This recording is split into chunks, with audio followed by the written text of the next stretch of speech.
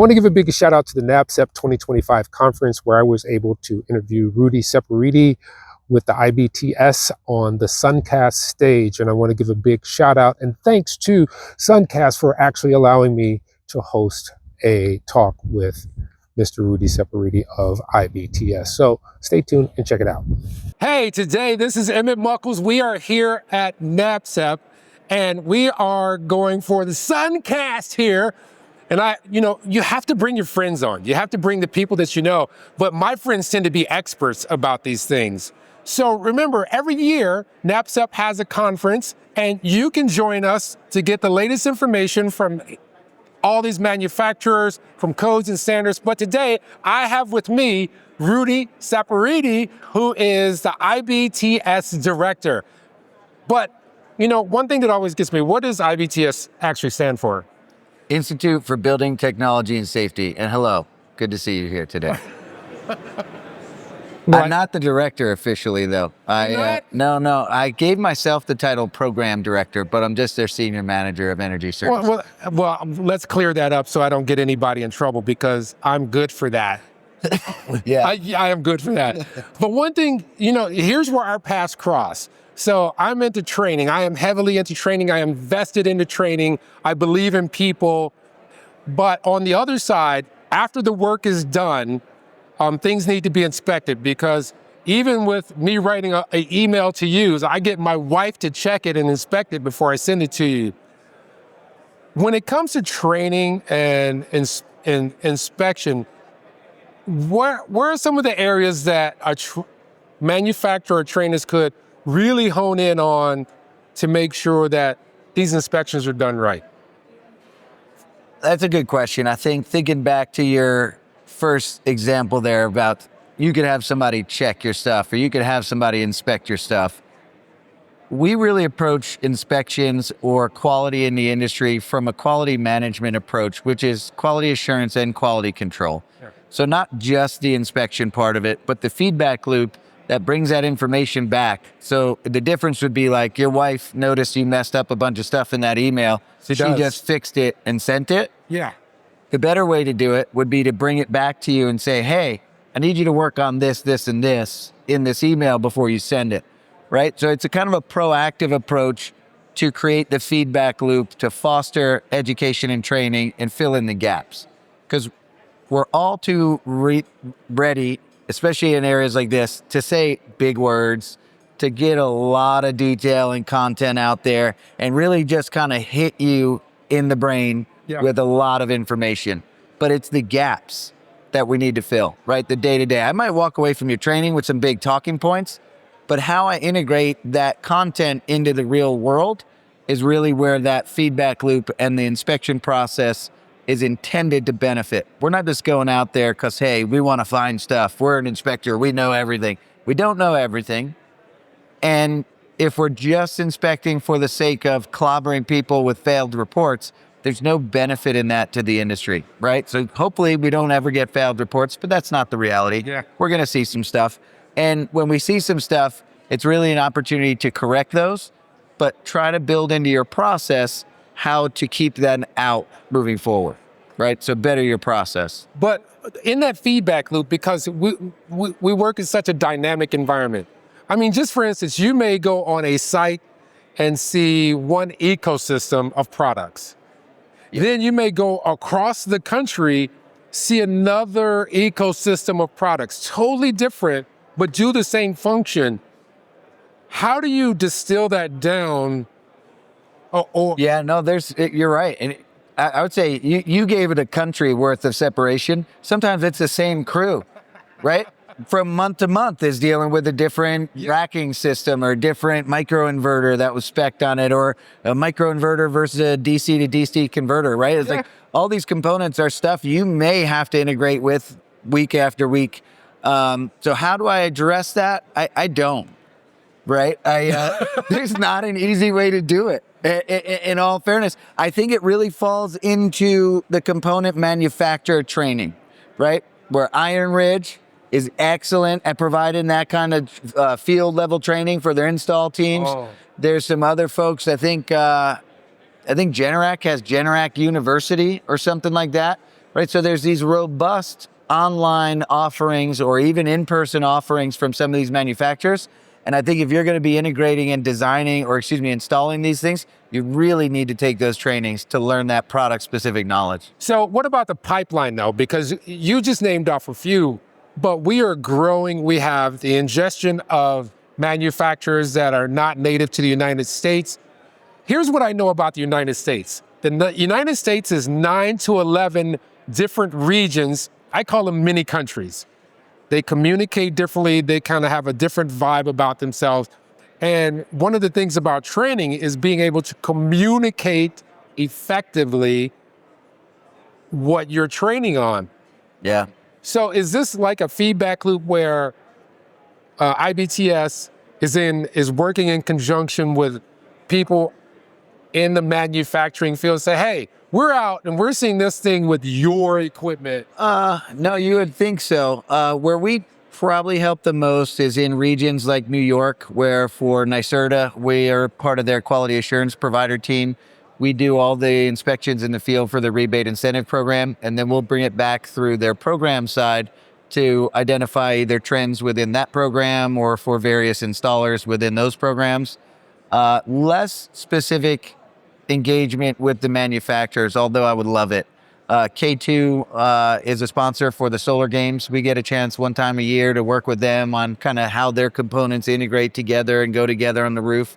But unless we're coming together in those type of venues, our core work doesn't necessarily focus on that as much as I'd like it to, because I think there's a real opportunity to improve some of the products.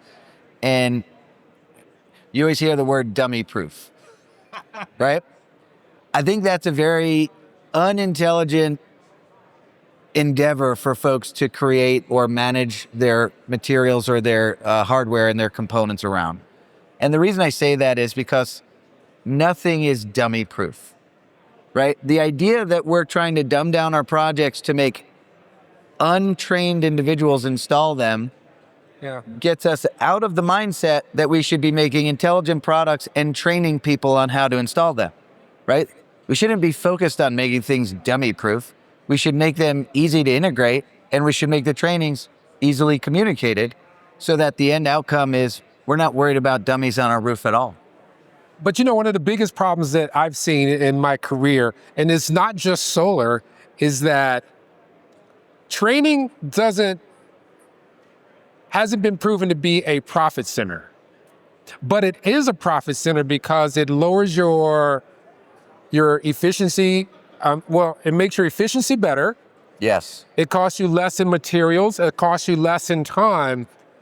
So it's not on the forefront that you see the effects of training, but this training needs to be done. Now, I realize that you spoke... Balance sheet improvement, for sure. Yeah. The balance sheet will look better if Yeah, it will definitely look better if you have competent people that are trained well. Yeah. But they also have to have the fundamentals to be trained.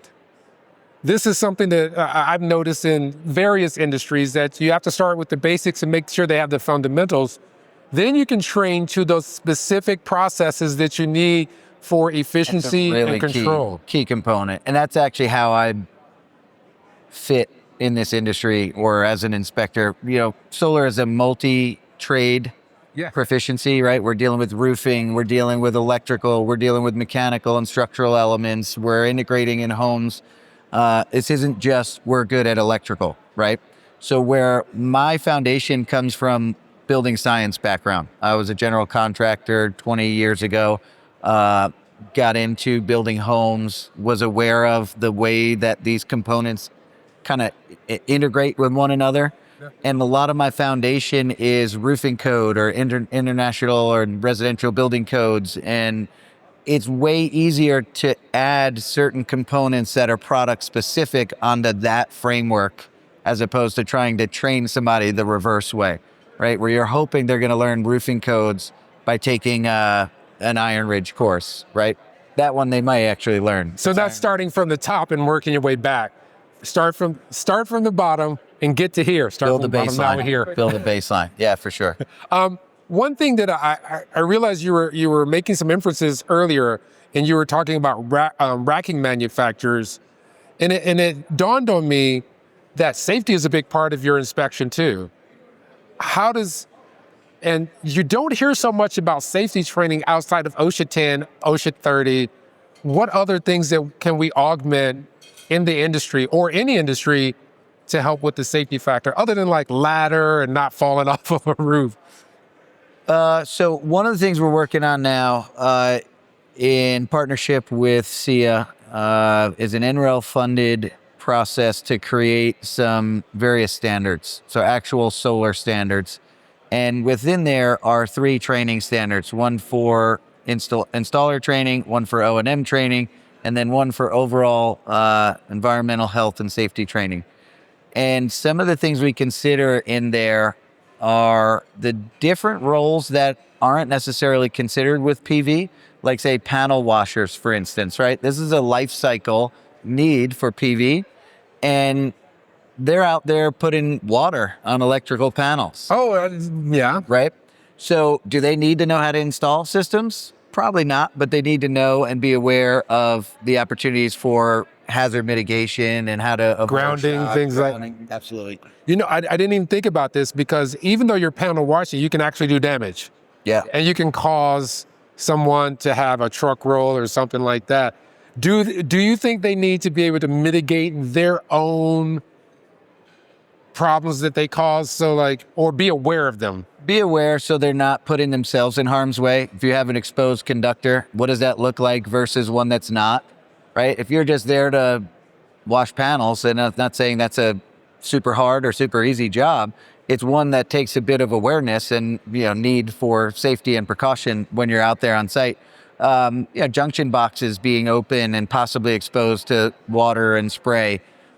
There's a number of different things from a safety standpoint, but you're really good point in that knowledge of the components, the panels, and the opportunity for them to be damaged may be a way where they get to expand some of their service offering and do it their own way that maybe accommodates that panel need. Or one of the things that I always see is folks walking on panels or putting a lot of weight on panels. I've seen right? And unless you know about that, you may think it's normal. They seem robust and it holds my weight, right? But please don't walk on panels. But these are little things that being aware of the components you're engaging and interfacing with can make you better at doing your job. So this opens up an opportunity. Like as you're saying things, I'm picturing other things too. Yeah. So do you think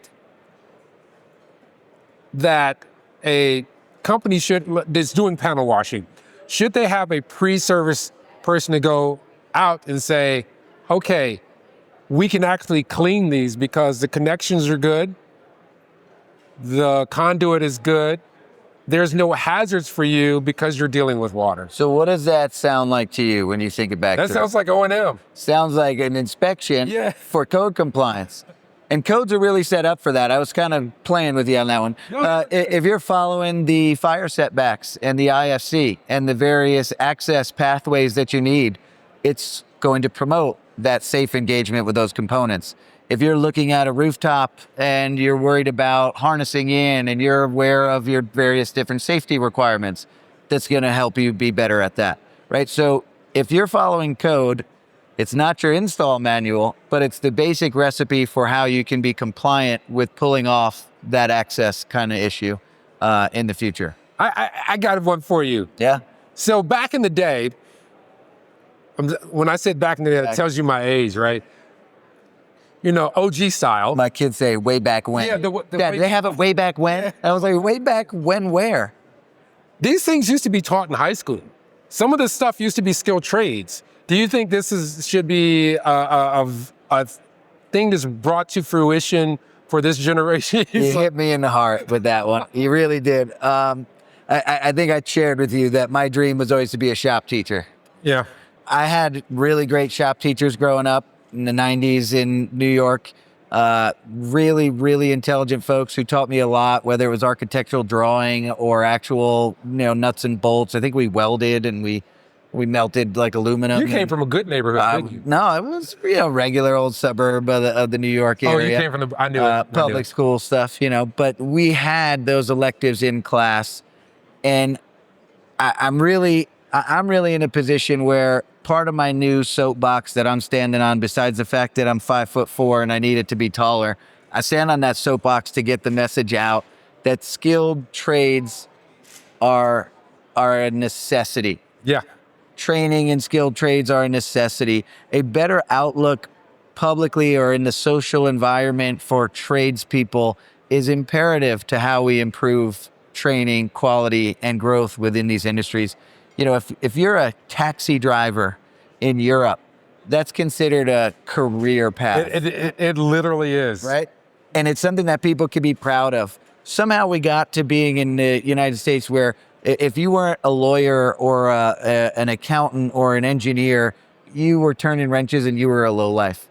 That's just not the reality.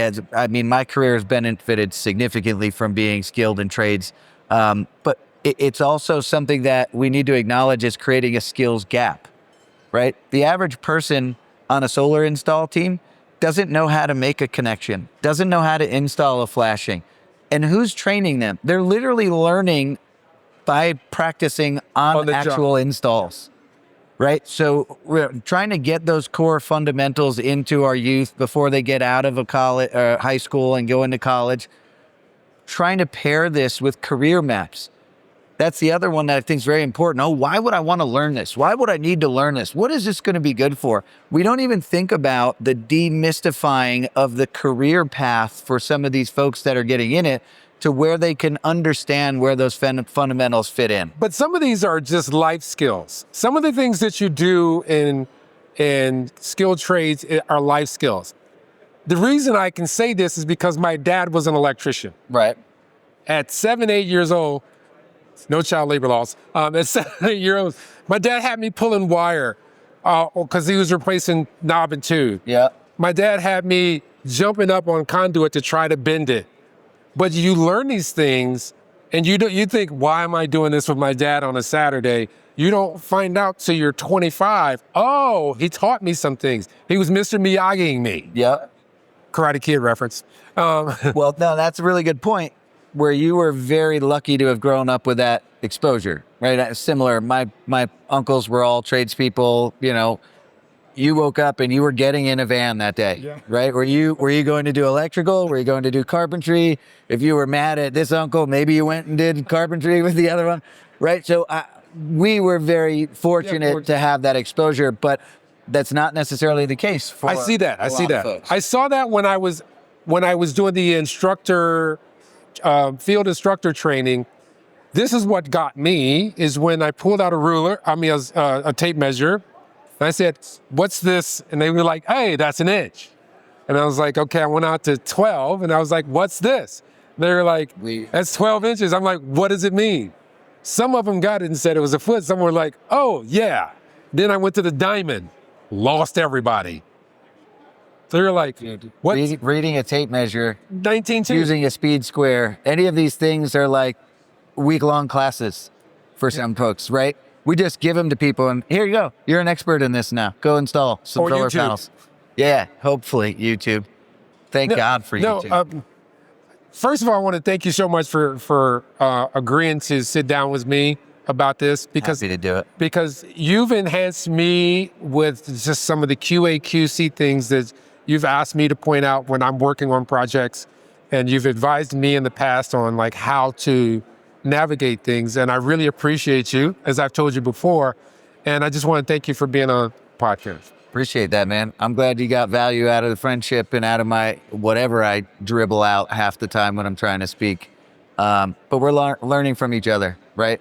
I'm in this position in the industry because of a ton of folks that work both with me, never for me, right? That's true. And we're in kind of in a team network to try to grow both ourselves and the industry as we work in. So it's been a pleasure working with you in the industry, man.